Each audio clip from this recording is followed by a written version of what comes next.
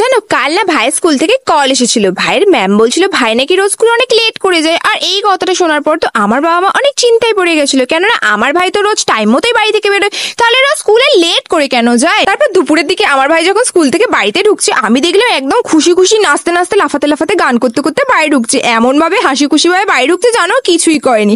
আর আমি ওইদিকে ওকে বলে দিলাম আয় আয় তোর জন্য তো একটা স্পেশাল সারপ্রাইজ ওয়েট করছে। আর আমার ভাই তো আমাকে বলছে দিদি কি সারপ্রাইজ বল না বল।